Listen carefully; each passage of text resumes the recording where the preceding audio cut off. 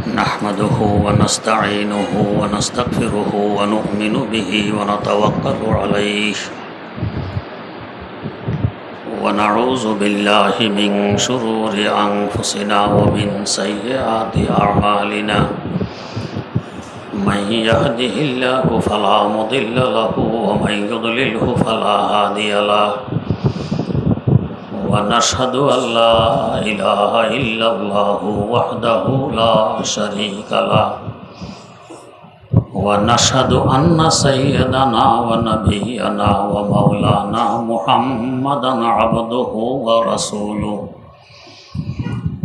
أرسله بالحق بشيرا ونذيرا وداعيا إلى الله بإذنه وسراجا منيرا صلى الله تعالى عليه وعلى آله وأصحابه وسلم تسليما كثيرا كثيرا أما بعد فأعوذ بالله من الشيطان الرجيم بسم الله الرحمن الرحيم ولا تقتلوا أولادكم خشية إملاق نحن نرزقهم وإياكم إن قتلهم كان خطأ كبيرا ولا تقربوا الزنا إنه كان فاحشة وساء سبيلا ولا تقتلوا النفس التي حرم الله إلا بالحق ومن قتل مظلوما فقد جعلنا لوليه سلطانا ولا يسرف في القتل إنه كان منصورا صدق الله مولانا العظيم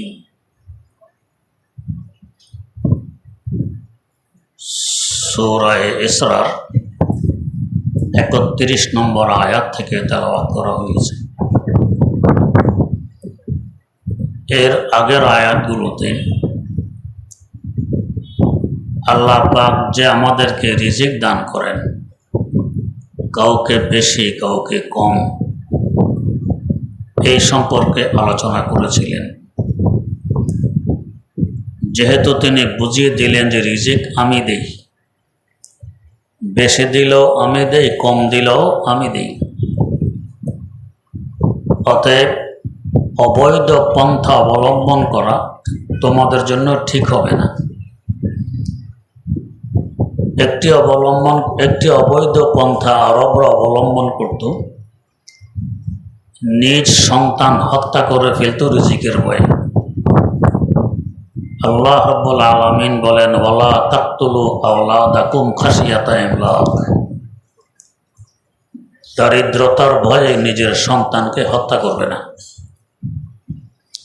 নাহনু নারযুকুহুম,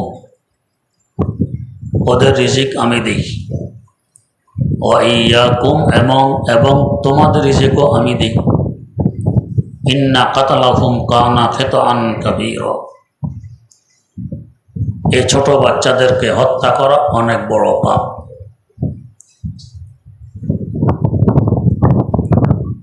আশ্চর্য কথা,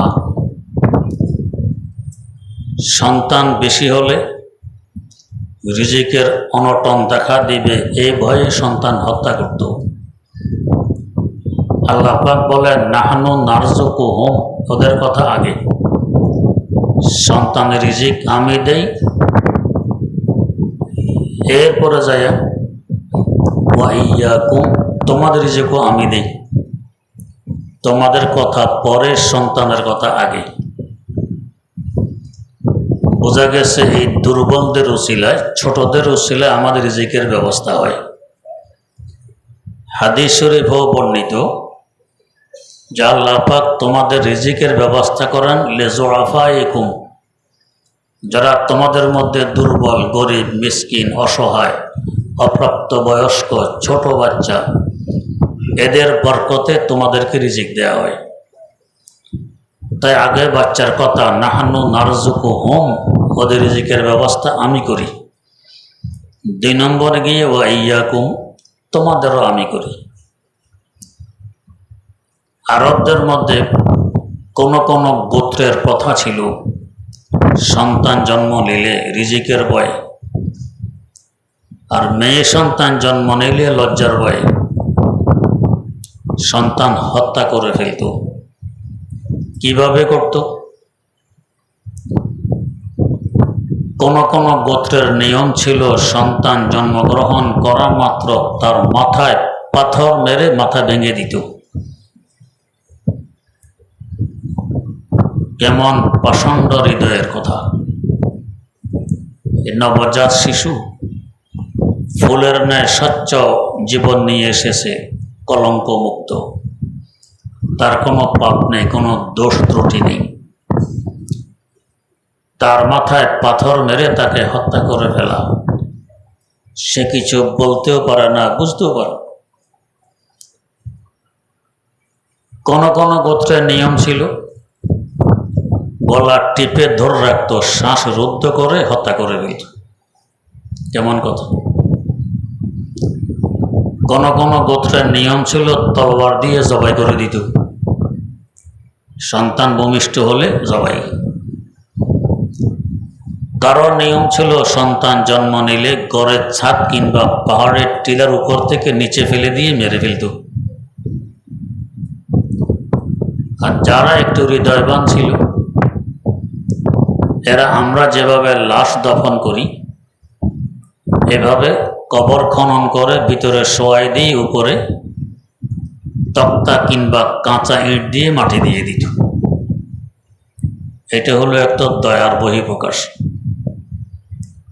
এই ছিল তাদের সন্তান হত্যার নিয়ম। চিন্তা করুন, একটি মুরগি বাচ্চা কতগুলো নিয়ে হাঁটে। আপনি মুরগির কিনারা দিয়ে যেতে আরম্ভ করলে মাঝে মধ্যে দেখবেন মুরগি আপনার উপরও আক্রমণ করে বসে, ঝাঁপ দিয়ে আপনাকে আঁচড় দেয়, ঠোঁট দিয়ে কামড় দেয়। মুরগি কি একথা বোঝে না যে এই লোকটি এক লাথি মারলে আমার অস্তিত্ব খুঁজে পাওয়া যাবে না? এরপরও কেন আক্রমণ করে? বাচ্চার মোহে পড়ে। বাস্তবে কিন্তু সে আপনাকে ভয় পায়। না হয় বাচ্চা না থাকলে আপনাকে দেখলে সে ভাগে, ভয় পায়, এই জন্যই তো ভাগে। এখনো ভয় পায়, কিন্তু এখন ভাগা তো নেই, উল্টা আপনার উপরে আক্রমণ, সন্তানের মায়া। একটি মুরগি যদি তার সন্তানকে এই পরিমাণ মায়া করতে পারে, মানুষের কি পরিমাণ মায়া হওয়া চাই? তেমনিভাবে দেখবেন পাখি, ছোট বাচ্চা তার বাসায়, সে তো আর পাকশাক করতে পারে না, বস্তা ভরে বাচ্চার জন্য খাবার আনতেও পারে না। সে খেয়ে পাকস্থলী হলো তার খাবারের বস্তা, পাকস্থলী ভর্তি করে বাসায় আসে, আবার পাকস্থলী থেকে বের করে মুখ দিয়ে বাচ্চার মুখে ঢেলে দেয়। পাখির মুখ বাচ্চার মুখে দিয়ে পাকস্থলী থেকে খাবার বের করে তার মুখে ঢেলে দেয়। চিন্তা করো, নিজের পেটের খাবার বের করে বাচ্চার মুখে ঢেলে দেয়া কেমন মহব্বতের বহিঃপ্রকাশ। তেমনিভাবে মাকড়সার বাচ্চা আপনারা দেখেছেন, বড় বড় মাকড়সা ডিম পাড়ে বিস্কিটের নেয়। এই ডিমের ভিতরে অসংখ্য বাচ্চা মাকড়সার, খাবে কি? এই মাকড়সার দেহের গোশত খাইতে আরম্ভ করে। খেতে খেতে একসময় মাকড়সা নিজের জান দিয়ে দেয়, ওটা খেয়ে বাচ্চা বড় হয়। এখন বাচ্চা অন্য খাবার খাওয়ার উপযোগী হয়, মাকড়সার জীবন শেষ হয়ে গেছে। এই মা নিজের জীবনটা বিলিয়ে দিল তার বাচ্চার জন্য। কি পরিমাণ মহব্বত আর ভালোবাসা থাকলে, মায়া মমতা স্নেহ থাকলে বাচ্চার জন্য জান দিতে পারে। আয় দোস্ত আগার যা তলবি চাপ তো বকশাম, ऐ दोस्तों अगर जां तो लबी जां बतु बख्शम वज जांच अजीज अस्ते बगो बतु बख्शम वज जांच अजीज अस्ते बगो बतु बख्शम। আমি আমার থেকে আপনাকে অধিক ভালোবাসলে আপনার জন্য জান দিতে পারি, এর আগে নয়। তো এই মা তার থেকেও বাচ্চাকে অধিক ভালোবাসে, এর জন্য জান দিয়ে দেয়। আরবদের এই প্রথা, কিন্তু মা বাচ্চাকে হত্যা করতো না, হত্যা করতো সব আব্বায় বাপে। এদেরকে কি মানুষ বলা চলে? এই কাজটা এরা করত। ইসলাম আসার পরে ইসলামের বরকতে তারা এর থেকে বিরত থাকে। কোরআনে কারীমের আরো আয়াত আছে বাচ্চা হত্যা না করার জন্য। হত্যা করে কেন? খাওয়াবো কোত্থেকে? আরে খাওয়ানোর মালিক কি তুমি? খাওয়ানোর মালিক আমার আল্লাহ। কোরআনে কারীমের 12তম পারার প্রথম আয়াতে আল্লাহ পাক আমাদেরকে জানাই দিলেন, বান্দা রিজিক তুমি দিতে পারবো না, দেই আমি। শুধু তোমাকে নয়, সকল প্রাণীকে যাদের রিজিকের প্রয়োজন সকলকে রিজিক আমি দেই। তিনি বলেন, ওয়ামা মিন দাব্বাতিন ফিল আরদি ইল্লা আলাল্লাহি রিজকুহা ওয়া ইয়ালামু মুস্তাকাররাহা ওয়া মুস্তাওদাআহা কুল্লুন ফি কিতাবিম মুবিন। ও মানুষ, শুধু তোমরা নও, এমন কোনো প্রাণী নেই যে জমিনে বিচরণ করে যে রিজিকের দায়িত্ব আমি খোদার কুদরতি হাতে না আছে। ইল্লা আলাল্লাহি রিজকুহা, শুধু তাই নয়, ওয়া ইয়ালামু মুস্তাকাররাহা ওয়া মুস্তাওদাআহা, কে কোথায় থাকবে, কার সমাধি কোথায় রচিত হবে, কুল্লুন ফি কিতাবিম মুবিন, সব স্পষ্ট কিতাবে লিপিবদ্ধ আছে। তো কেন তুমি অবৈধ চিন্তা ফিকির করে অবৈধ পন্থায় রিজিকের পিছনে দৌড়বে? রিজিক তো দিব আমি।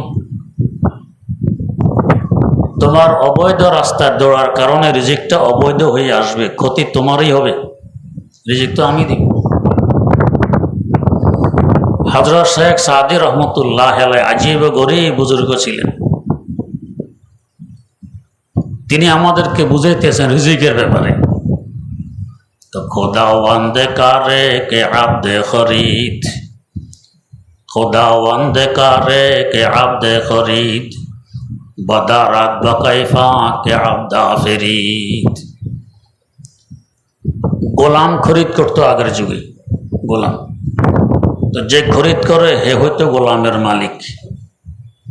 তো এই গোলামের খাওয়া দাওয়া থাকা এবং পড়ার ব্যবস্থা কে করে? মালিক করে, যে খরিদ করছে সে করে। তো খরিদ সূত্রে, ক্রয় সূত্রে তুমি মালিক, এরপরও এর থাকা খাওয়া পড়া দায় দায়িত্ব তোমার, এই চিন্তা গোলামের নয়।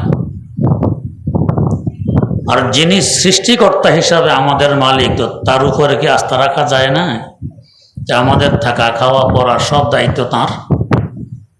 সব দায়িত্ব তো তার। এক ব্যক্তি গোলাম ক্রয় করে এনে জিজ্ঞেস করতেছে, বেটা তুমি কি খাবে?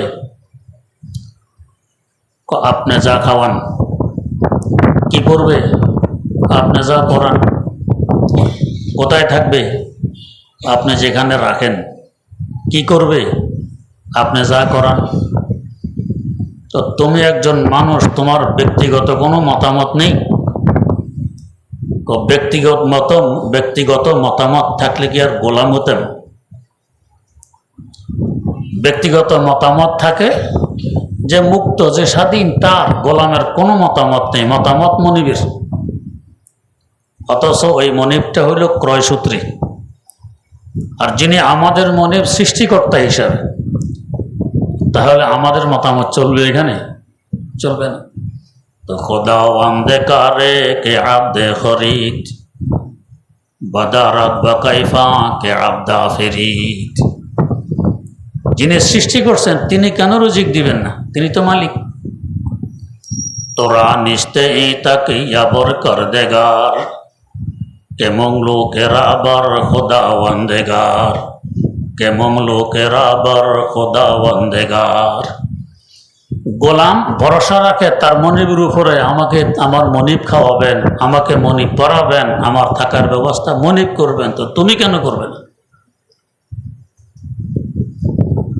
একজন আলেম আফ্রিকা গেছিলেন এক দেশে, উনি ফিরে এসে আমাকে বললেন, হুজুর এত গরিব, তাদের রানওয়ে যেখানে প্লেন ল্যান্ড করে উঠানামা করে, চতুর্দিকে সাইড ওয়ালও নেই, পয়সা নেই, এবং অফিস আদালত টিনের ঘর, পাকাও নেই। ওই দেশে এসে জানতে পারলাম এখনো গোলাম বান্দির প্রথা এখানে আছে, বেচাকিনি হয়।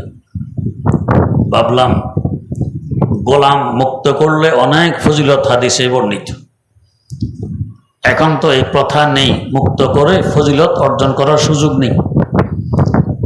যখন আল্লাহ পাক এখানে আসার তৌফিক দিলেন, তো কিছু গোলাম বান্দি খরিদ করে মুক্ত করে যাই, ফজিলতটা পাবো। খোঁজ নিয়ে কোন বাজারে গোলাম বান্দি দাস দাসে বিক্রি হয় সেখানে গেলাম। বলতেছেন, হুজুর ফিরে আসার পরে কয়েকদিন আমি খাওয়া দাওয়া করতে পারিনি, এদের দেহের দুর্গন্ধ, নাকের পশম লম্বা হইতে হইতে বেরিয়ে গিয়ে সিংহের উপর দিকে বেঁকা হয়ে উঠছে, বগলের পশম লম্বা হইতে হইতে বগলের দুই দিকে বেঁকা হয়ে বেরিয়ে গেছে, অপরিষ্কার দুর্গন্ধ। যাকেই খরিদ করতে যাই প্রথমে শর্ত দেয়, আল্লাহর ওয়াস্তে আমাকে মুক্ত করবেন না, এই শর্ত। আমি তো আশ্চর্য, কে চায় মুক্ত না হইতে? সে গোলাম থাকতে চায়, দাস হিসাবে জীবন যাপন করতে চায়, দাসী হিসাবে জীবন অতিবাহিত করতে চায়, মুক্ত করতে নিষেধ করে, ব্যাপার কি? যাকে খরিদ করতে যাই আল্লাহর ওয়াস্তে আমাকে মুক্ত করবেন না। এরপরে বুঝলাম দেশের দুর্ভিক্ষ, অভাব, অনাটন, এখন তো তার থাকা খাওয়ার দায়ভার তার মালিকের উপরে, মনিবের উপরে, চারটা খেতে পারে। মুক্ত করলে এখন তো মনিব নেই, থাকা খাওয়া পড়ার দায়ভার নিজের উপরে আসবে, এই ভয়ে আগে ভাগে বলে আমাকে মুক্ত করবেন না। তো এই গোলাম যদি আস্থা রাখতে পারে যে আমার মনিব আমার থাকা পড়া এবং খাওয়ার ব্যবস্থা করবেন, তো সৃষ্টিকর্তা হিসাবে যিনি আমাদের মনিব তার উপর আমরা আস্থা রাখতে পারি না, তিনি করবেন। কেমন লোকেরা আবার খোদা বন্দেগার,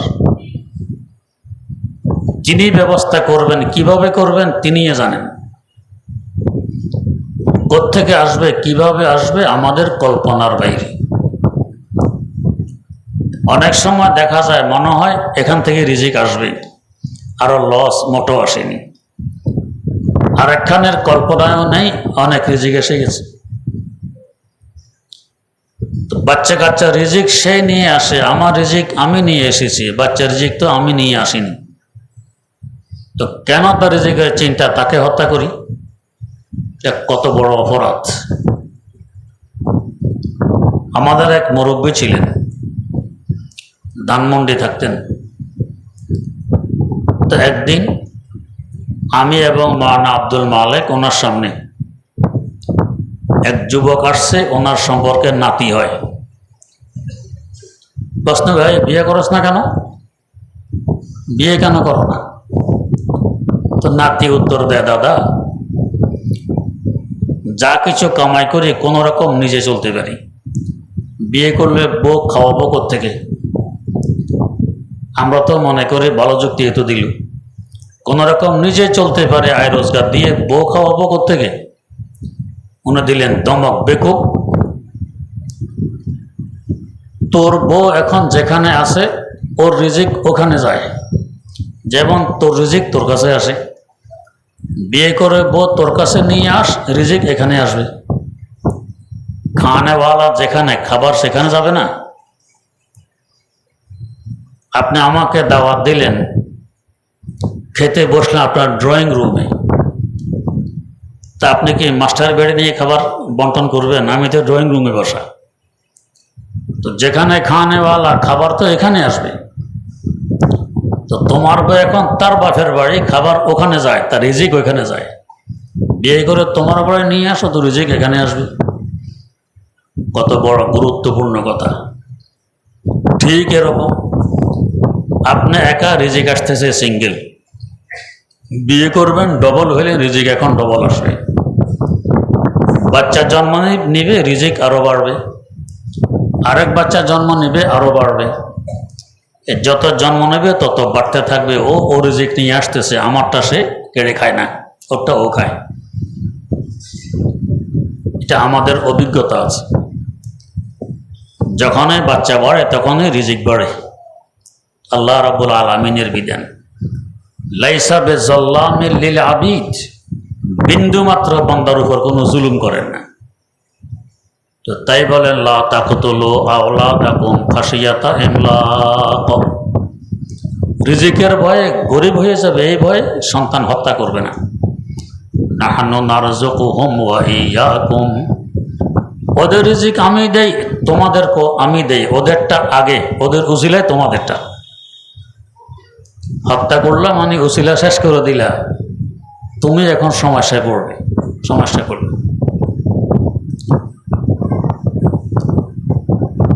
ইন্না কাতালাহুম কানা খিতআন কাবীরা, তাদের হত্যা করা অনেক বড় অপরাধ। আমরা তো মনে মনে খুশি, আমরা এই কাজ করি না, আরবরা করে, ওদের ব্যাপার। আমরাও করি, আল্লাহ হেফাজত করুন। যাকে পরিবার পরিকল্পনা, জন্ম নিয়ন্ত্রণ বললে বুঝবেন, জন্ম নিয়ন্ত্রণ। আগে যদি মৃত্যু নিয়ন্ত্রণ করা যেত তা জন্ম নিয়ন্ত্রণ যুক্তিসঙ্গত হইত। মৃত্যু নিয়ন্ত্রণ করতে পারি, তো জন্ম নিয়ন্ত্রণের পিছনে এত দৌড়ভাগ কেন?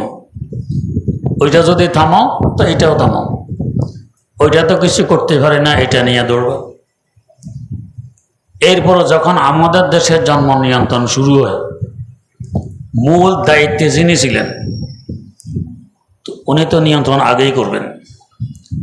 দেখা গেছে ওনার সন্তান ছিল একাধিক, অনেক বেশি, অথচ উনিও বলতেন ছেলে হোক মেয়ে হোক দুটি সন্তানই যথেষ্ট। এখন বলে কি, একটি হলে এখন আর নয়, একটি হলে এখন আর নয়। তওবা তো রিজিকের ভয়ে থাকবো কই, জাগার ভয়ে আপনি আর সন্তান নেবেন না। জাগা আপনার বাপের, জাগা কে বানাইলেন? আমার আল্লাহ। রিজিক কে দেন? আমার আল্লাহ। আমরা তো চিন্তা করি জমিন নিয়ে, রিজিক তো আসে উপর থেকে। আল্লাহ পাক বল আমি রিজিক নাজিল করি উপর থেকে, আমি তো জমিন নিয়ে চিন্তা। আল্লাহ রাব্বুল আলামিন কত লাখ লাখ একর জমির এখনো খালি রেখে দিয়েছেন পৃথিবীতে। যারা আন্তর্জাতিক প্লেনে সফর করেন তারা দেখে নিচের দিকে তাকাইলে এই ছোট ছোট বস্তি দেখা যায়, শত শত কিলোমিটার পরে যায় ছোট্ট একটা বস্তি। লাখ লাখ একর জায়গা খালি পড়ে আছে, অনাবাদ। এগুলো আবাদ হইতে হইতে কিয়ামত লাগবে। এখনো তোমার এত চিন্তা কিসের? তুমি যার বান্দা, রিজিক তার হাতে। তো এই পরিবারের পরিকল্পনা কেউ স্থায়ীভাবে বন্ধ করে, অস্থায়ী বন্ধ করে, কত রকম পদ্ধতি। যদি বাস্তবে রিজিকের ভয়ে এই কাজ করো তো ইমানে গড়বড়ি আছে, আমার আল্লাহর উপরে পূর্ণ আস্থা নেই, তাই তো এই কাজ। আগের যুগে 20 তলা 50 তলা 100 তলা বিল্ডিংয়ের কল্পনা ছিল? ছিল না তো। 100 তলা একটা বিল্ডিং মানে 100টি বাড়ি। 100 বাড়ি আগে করতে কত জায়গা লাগতো, এখন তো লাগানো উপরে উঠতেছে, ভবিষ্যতে হয়তো আরো উপরে উঠবে। তো ব্যবস্থা কিভাবে হবে এটা আমার আল্লাহর এলেমে আছে, তিনি জানেন। আগে যদি 1 গন্ডা জমিনে 6 শতকে 1 গন্ডা হয়, 1 মন ধান হতো, খুশি খুব ধান হয়েছে।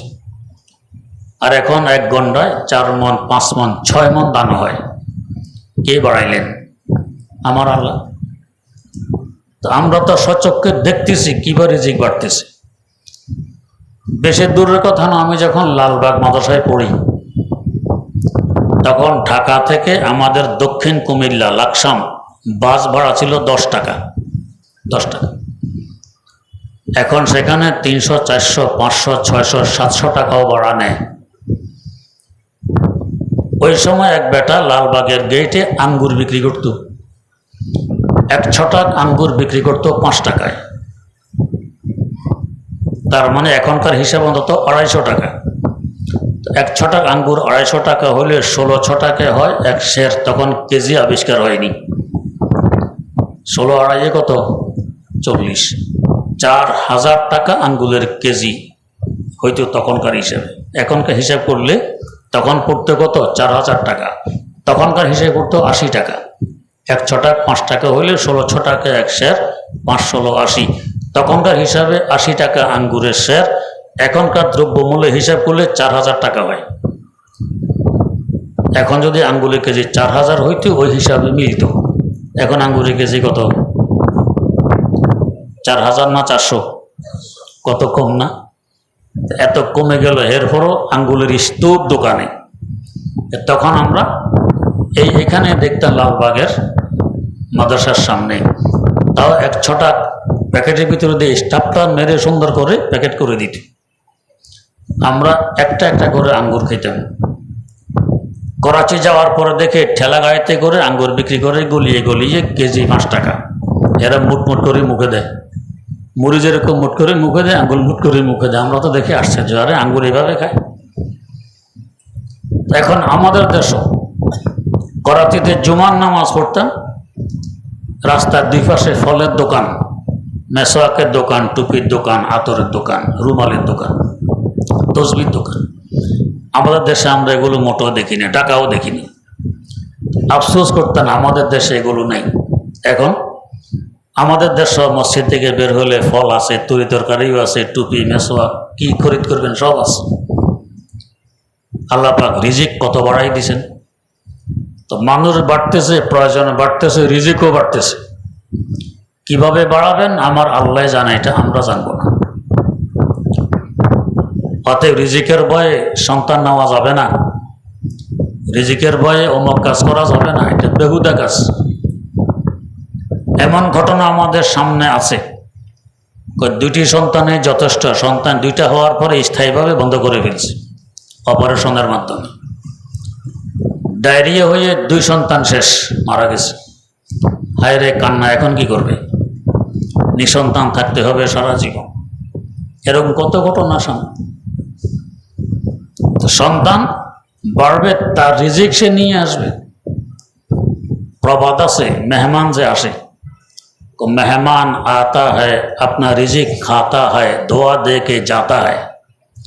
মেহমান আসে, নিজে রিজিক খায়, দোয়া দিয়ে যায়। খাইল তো ওটা, মধ্যখানে দোয়া পাইলাম আমি। কি দোয়া? আল্লাহু আকবার।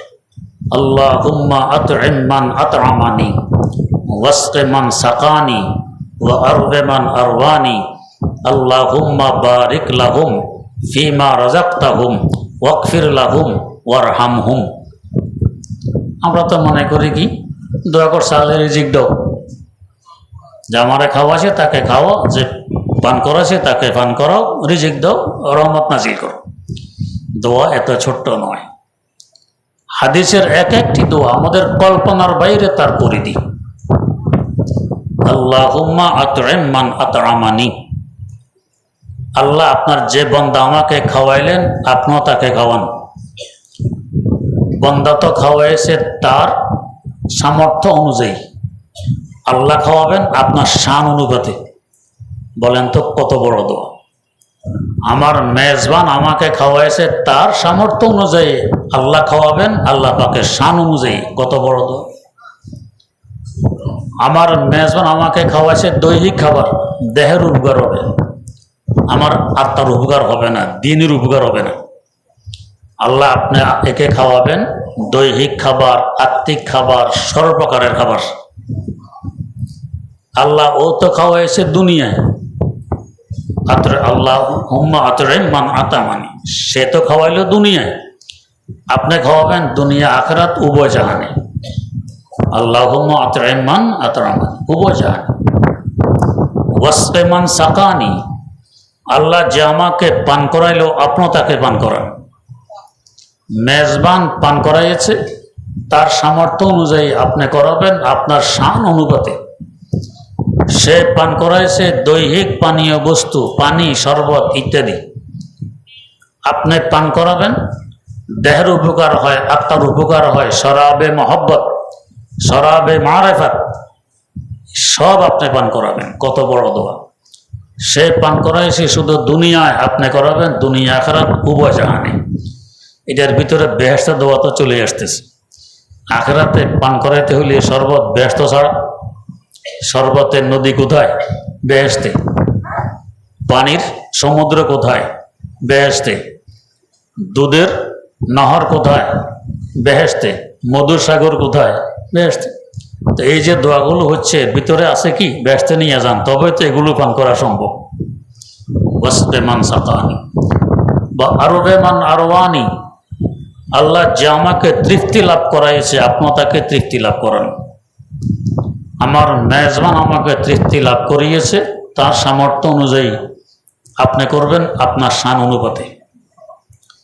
সে করিয়েছে দৈহিক তৃপ্তি, আপনি করবেন দৈহিক আত্মিক সর্বপ্রকারের তৃপ্তি। সে করিয়েছে দুনিয়ায়, আপনি করবেন দুনিয়া আখিরাত উভয় জাহানে।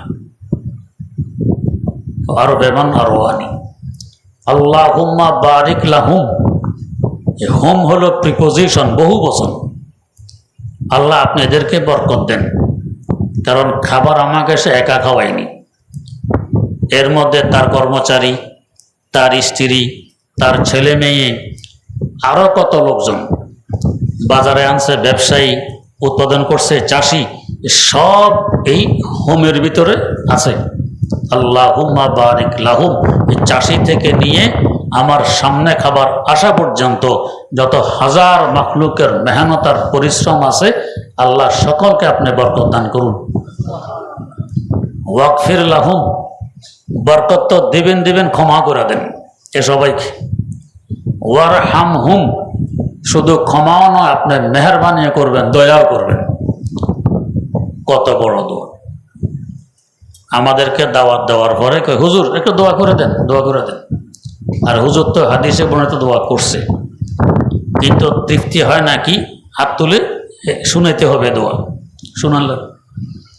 আমি হাজার চেষ্টা করলেও কি হাদিসের মতো দোয়া কোনোদিন করতে পারবো? পারবো না। এত সুন্দর দোয়ার পরও তৃপ্তি নেই, দোয়া করে দেন। করাচিতে একজন লোক ছিল, দারুলুমে বাগানের খেদমত করত মাদ্রাসায়। বাড়ি ছিল আরাকান, আমরা বদ্দা বলে ডাক দিতাম। তো মাঝে মধ্যে দাওয়াত খাওয়াইতো, এমন মরিচ দিত খেতে পারতাম না। বলতো আপনাদের খাতিরে আজকে মরিচ কম দিছি, কম, এইটাই খেতে পারি। একদিন আসছে বদ্দা, এক খতম কোরআন শরীফ পড়িবা, কোরআন শরীফ খতম করা লাগবে, এর ঘরে দাওয়াত খাওয়া লাগবে। তো পড়তে হবে কিন্তু দুনিয়ার জন্য, এটা বৈধ। তো বললাম বদ্দা পড়বো তো এখানে, তোমার ঘরে যাই পড়তে পারবো না, এত সময় নেই, খানার সময় যায় খাইয়ে আসবো। তো রাজি হয়েছি, যেহেতু শ্রদ্ধা ভক্তি করতো। তো আমরা পড়ে টড়ে খাইতে গেছি, দেখি যে মুখ বেজার। বেজার মানে তার ঘরে গিয়ে পড়া হইল না, সে তো দেখলো না। তো আস্তে আস্তে বলতেছে, এটা যখন হয় নাই তো আবার করা লাগবে আর কি, মানে এটা হয় নাই, আমরা যে পড়ছি মাদ্রাসা এটা হয় নাই, আবার করা লাগবে, তার ঘরে গিয়ে আবার পড়া লাগবে। আমাদের এই অবস্থা যে হুজুর দোয়া করে দেন, না করলে আহা হুজুরে বললাম, খাইতে তো পারছে, দোয়াটা করতে পারলো না। আরো দোষ, খাইতে পারছে, দোয়া করতে পারলো। হুজুর তো হাদিসের দোয়া করছে, হুজুর সারাদিন চিৎকার দিল, এর থেকে উত্তম দোয়া করতে পারতো না, দোয়া তো করছে। ওইটাই হলো আসল দোয়া। মেজবানকে শুনাইতে হবে, এর মধ্যে এখলাস তো থাকবে না, মেজবানকে শুনান। তো যাই হোক, তো রিজিক ব্যবস্থা করেন আমার আল্লাহ, এ পরিবার পরিকল্পনারও দরকার নেই, হত্যা করারও প্রয়োজন নেই। হত্যা তো হেরা করতো জন্মের পরে, আমরা করি জন্মের আগে। এটাকে বলে ওয়াদে খফি, গুপ্ত হত্যা। নিয়ন্ত্রণ করা, জন্ম নিয়ন্ত্রণ এটা হলো গুপ্ত হত্যা। তাই স্থায়ীভাবে জন্ম নিয়ন্ত্রণ এটা বৈধ নয়। যদি রিজিকের ভয়ে কেউ করে তো ঈমানের মধ্যে সন্দেহ আছে। রিজিক তো আমার আল্লাহ দিবেন। আর অন্য কারণে যদি করে তাও কখনো মাকরুহে তাহারিমি হয়, কখনো হারাম হয়, ইত্যাদি ইত্যাদি। আল্লাহ রাব্বুল আলামিন তা আমাদেরকে সান্ত্বনা দিলেন, সতর্ক করলেন। সান্ত্বনা কি? রিজিক আমি দিই, তোমার এত চিন্তা দরকার নেই। সতর্ক করলেন এই ভয়ে সন্তান বন্ধ করবা না, হত্যা করবা না। ওয়ালা তাকতুলু আওলাদাকুম খাশিয়াতা ইমলাক, দারিদ্রতার ভয়ে সন্তান হত্যা করবা না। চাই জন্মের পরে হত্যা হোক, চাই আগে হত্যা হোক, কোনটা করবা না। নাহনু নারযুকুহুম ওয়া ইয়্যাকুম, ওদের রিজিকও আমি দেই, ওদের উসিলা তোমাদের রিজিকও আমি দিই। ইন্না কাতলাহুম কানা খিতআন কাবীরা, এদেরকে হত্যা করা চাই জন্মের পরে হোক, চাই আগে হোক, এটা অনেক বড় পাপ। আল্লাহ রাব্বুল আলামিন আমাদেরকে আল্লাহ পাকের উপরে পূর্ণ আস্থা রেখে দুনিয়ায় বসর করার তৌফিক দান করুন। সুবহানাল্লাহি ওয়া বিহামদিহি, সুবহানাকাল্লাহুম্মা ওয়া বিহামদিক, আশহাদু আল্লা ইলাহা ইল্লা আনতা আস্তাগফিরুকা ওয়া আতুবু ইলাইক।